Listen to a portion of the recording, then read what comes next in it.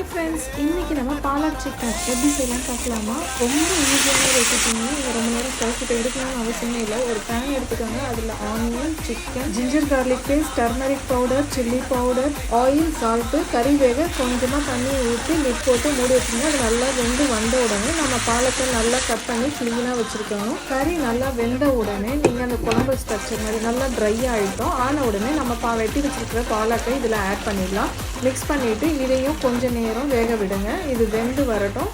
இதுக்கு மேலே தண்ணி விடாதீங்க. இந்த கீரையிலே இருக்கிற தண்ணி வெளில வரும். இந்த கீரையோட பேர் தான் டில் லீவ்ஸ் சொல்லுவாங்க. ஹிந்தியில் ஸ்வீக்கி பாஜி சொல்லுவாங்க. தமிழில் தெரியாது.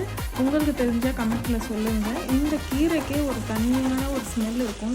அந்த அரோமாவே ரொம்ப நல்லாயிருக்கும். அந்த கீரையும் கொத்தமல்லி, பச்சை மிளகாய் போட்டுட்டு கிண்டி விட்டுட்டு ஒரு 5 மினிட்ஸ் வேக விடுங்க. அவ்வளோதான், நம்ம பாலாக் சிக்கன் சூப்பராக ரெடி ஆயிடுச்சு. இந்த டேஸ்ட்டு ரொம்ப டிஃப்ரெண்ட்டாக இருக்கும். ட்ரை பண்ணிவிட்டு கமெண்ட்ஸில் சொல்லுங்கள்.